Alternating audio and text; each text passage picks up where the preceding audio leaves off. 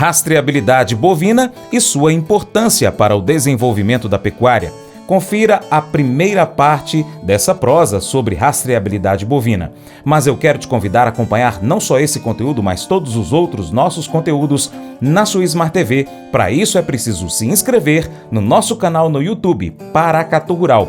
Marque o sininho também para receber as notificações, tá bom? Paracatu Rural no YouTube. Tecnologia no campo. A Lei nº 12.097, de 24 de novembro de 2009, dispõe sobre o conceito e a aplicação de rastreabilidade na cadeia produtiva das carnes, de bovinos e bubalinos. Rastreabilidade é a capacidade de detectar em toda a cadeia produtiva as fases referentes à produção e à transformação, à procedência e à trajetória das carnes dos bovinos e bubalinos que lhes deram origem.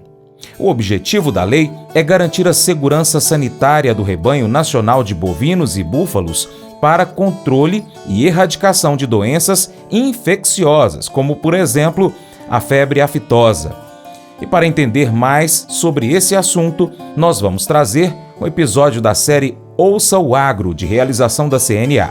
Natália Fernandes, coordenadora do Núcleo de Inteligência de Mercado da Confederação da Agricultura e Pecuária do Brasil, recebe Rafael Filho, assessor técnico da CNA.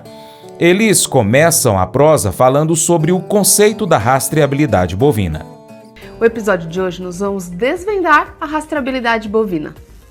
Eu sou a Natália Fernandes, coordenadora do Núcleo de Inteligência de Mercado da CNA, e está comigo aqui hoje Rafael Lima Filho, ele que é assessor técnico da CNA, com um bom tempo de experiência na bovinocultura de corte, né? Seja bem-vindo, Rafael. Olá, Natália, olá a todos, muito obrigado pelo convite para a gente tratar aí de um tema tão importante para a pecuária nacional, que é a rastreabilidade bovina. Rafael, você está há um tempo aqui na CNA e também já tem uma experiência, né, nesse setor, então acredito que você acompanhe um tempo como evoluiu a questão da rastreabilidade toda no Brasil, como que é esse processo. Mas antes, acho que a gente podia falar um pouco assim, por que rastrear, né? Acaba que a bovinocultura de corte eu acho que é uma das principais cadeias agropecuárias que começou rastreando, não sei exatamente, mas isso, por que rastrear? Boa pergunta, Natália, para a gente começar, e é importante a gente destacar que a rastreabilidade ela existe diversas finalidades, né? A que a gente vem discutindo hoje junto com o Ministério é justamente a rastreabilidade para fins sanitários, né?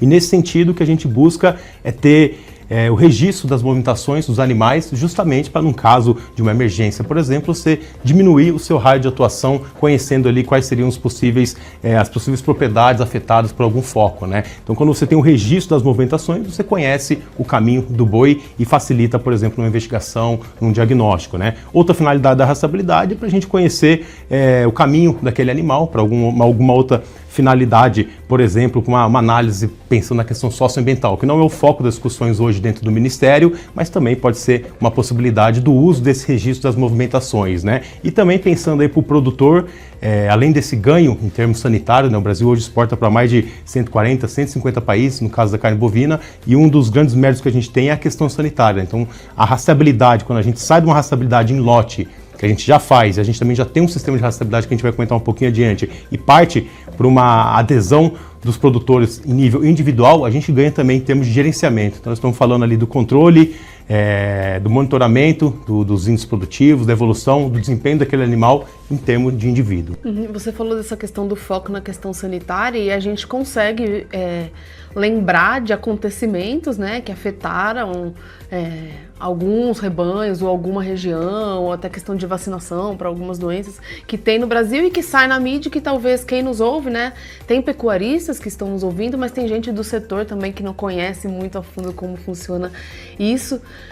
Então, essa questão, foco no sanitário e ao mesmo ponto você falar sobre ter uma discussão que está acontecendo agora com o mapa, né? Mas também um histórico já do processo de rastreabilidade no Brasil. Eu queria que você contextualizasse, explicasse um pouco mais como que tem sido feita a rastreabilidade no Brasil.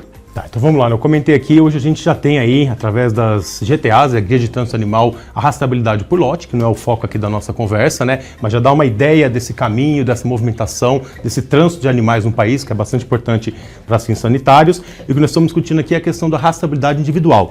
Vou trazer aqui duas situações, né, 2021, 2023, naqueles casos atípicos de vaca louca, né, que foram registrados no país, né. Então, numa situação dessa, quando você tem um registro, a identificação individual, o registro da informação desse animal, desses animais no sistema, fica mais fácil você trabalhar a questão do foco, né, diagnósticos, determinar as zonas de emergência, identificar as propriedades por onde possivelmente aquele animal passou. Então, acho que o ganho sanitário ele vem nesse sentido, né, de trazer uma eficácia com relação às questões sanitárias, né, a apuração, o diagnóstico das situações e também para tomar decisões com relação às ações para eliminar o foco.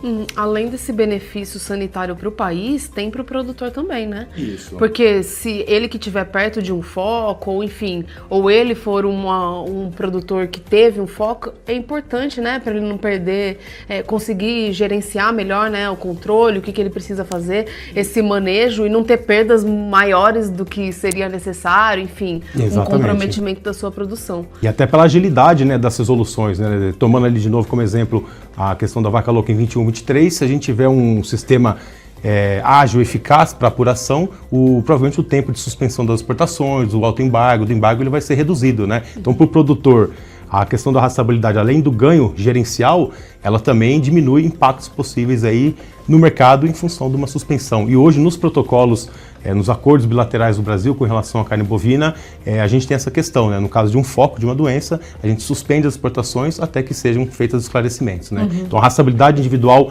ela contribui também para essa agilidade, né? E a gente vê que em momentos de suspensão de exportação, apesar da exportação representar aí 25%, 30% do que a gente produz, tem um peso bastante grande em termos de queda no preço para o produtor. E aí, reforçando, né, Natália, a gente tem já o SISBOV, que é o Sistema Brasileiro de Identificação Individual de Bovinos e Búfalos no país, é o sistema oficial, ele é de adesão voluntária pelos produtores, né? E o que a gente vem hoje discutindo junto com o Ministério, trabalhando ali dentro do GT de rastreabilidade do mapa, é justamente a qualificação. Nós estamos buscando melhorar esse sistema para que se tenha o registro das movimentações desses animais, os bovinos e bubalinos, desde a propriedade de nascimento, né? Então a gente sai daquela questão ali dos 90 dias finais, né, que hoje é a questão do SISBOV, para uma rastreabilidade desde a propriedade do nascimento. Legal, interessante.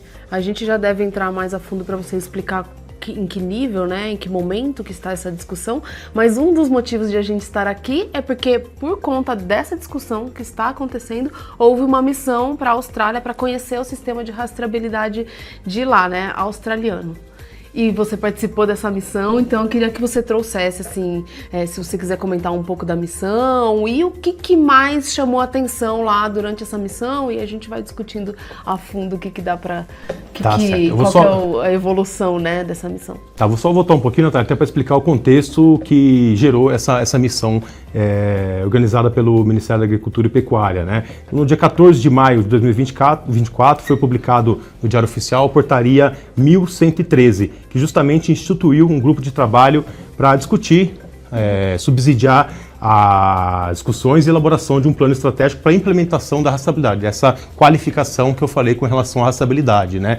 Então, de lá para cá, estão sendo realizadas reuniões semanais com os principais elos do setor, né? Então tem, além de representantes do MAPA, né, tem a CNA como representantes produtores, e também a gente tem ali instituições que representam os setores de couro, frigorífico, o pessoal do Serviço Veterinário Oficial. Então, assim, todos os agentes, de alguma maneira, estão envolvidos nessa questão da rastreabilidade, né, e vão ter algum reflexo também em função disso, estão discutindo para a gente chegar nessa qualificação da rastreabilidade, né? Então, dito isso, foi organizado pelo MAPA uma missão para a Austrália. Hoje a rastreabilidade individual é obrigatória na Austrália, né? Apesar ali do país não ter nem 30 milhões de cabeças de bovinos, mas é um bom exemplo porque funciona e já funciona há bom tempo, e a gente sabe que a Austrália tem aí, em termos de mercado, um acesso bastante grande ao mercado internacional, né? Então esse talvez até seja o principal motivo para avanços lá com relação à rastreabilidade, né?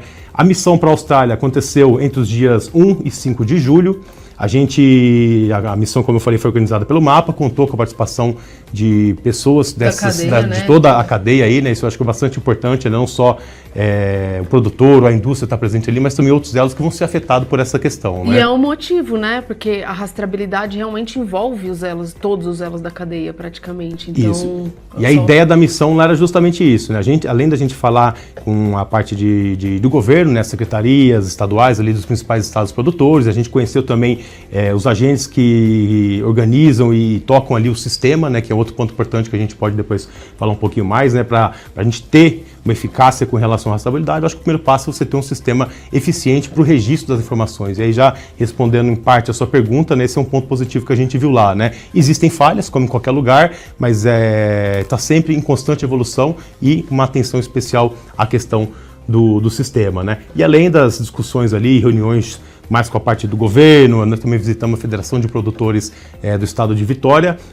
Acho que um ponto importante da visita foi justamente conhecer em cada elo da atividade como funciona a rastreabilidade. Então a gente foi numa propriedade de cria, uma propriedade que produz bezerros, a gente viu como é feita a identificação, e lá a identificação é feita na propriedade de cria, com dispositivo eletrônico, que é o bottom de cor branca, né? Então esse bottom, esse elemento de identificação é colocado na propriedade de cria, e a gente também acompanhou como acontece nos elos seguintes, né? Por exemplo, nos leilões, muitos dos animais, o bezerro desmamado, o garrote, eles são comercializados em leilões, inclusive também animais para abate, então tem uma característica que diferencia um pouco aqui do que acontece no Brasil. A gente tem os leilões basicamente para comercialização ou de animais de elite ou de animais para reposição, né? Mas nunca com relação à última etapa desse animal indo para o abate, né? E conhecemos ali também propriedades que fazem confinamento e vimos como que é feito a baixa dessa rastreabilidade na indústria, né? E aí trazendo um ponto importante, né, nesse comparativo com o Brasil, né? Lá basicamente, se a gente analisar a cadeia pecuária, a gente tem ali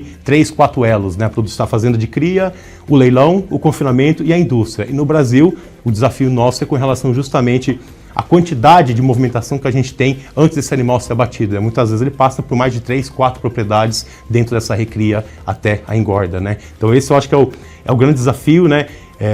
Tendo como base um rebanho menor na Austrália e uma complexidade menor em termos de movimentação de gado. Agora, acho que o destaque é pela simplicidade do processo e eficácia, né? Então você tem o vendedor, através de uma declaração, informando a venda e o comprador confirmando essa movimentação no sistema, né? E sempre com a identificação através de um elemento, um dispositivo eletrônico que é o bottom, né? E no caso de perda desse bottom, que na fazenda de cria ele é um bottom branco, o animal recebe um bottom de cor laranja que indica que houve a perda, mas isso nada impacta na rastreabilidade. Talvez você perca a origem daquele animal, mas a rastreabilidade está dentro do sistema ali, você tem esse controle, né? E lembrando, a Austrália, diferente do Brasil, a maior parte da produção tem como destino o mercado internacional. Lá 70% a 80% da carne bovina é exportada e a principal finalidade lá com relação à exportação, além da segurança alimentar, as questões sanitárias, né, que estão basicamente alinhadas aqui com o que a gente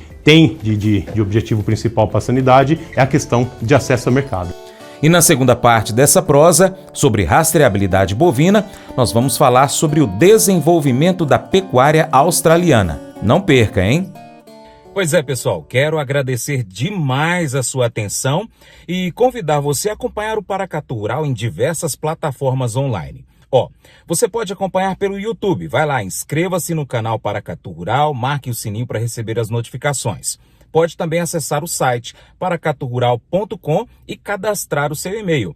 Nós também estamos em plataformas de áudio, Spotify, Deezer, TuneIn, iTunes, SoundCloud, Google Podcast, na Alexa. Pesquisa na sua favorita por Paracatu Rural.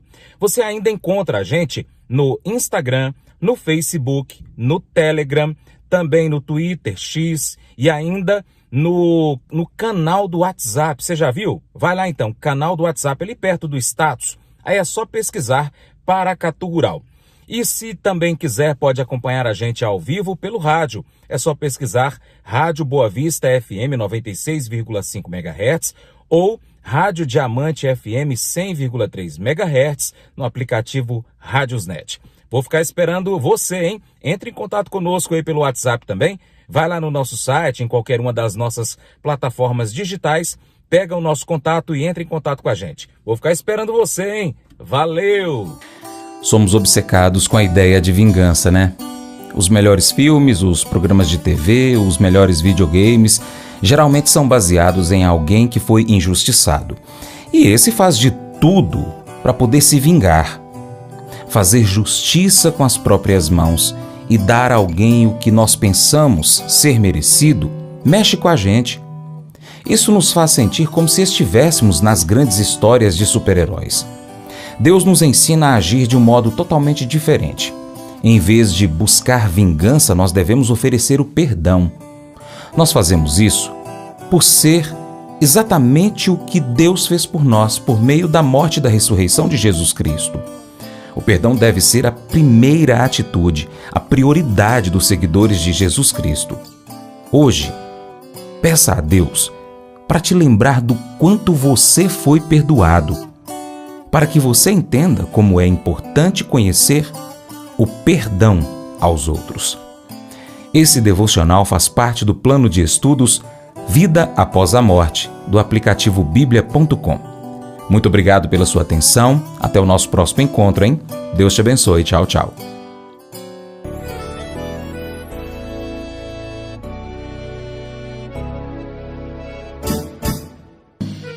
Acordo de manhã para prosear no mundo do campo, as notícias escutar. Vem com a gente em toda a região com o seu programa Paracatu Rural. Tem notícias, informação e o mais importante, sua participação.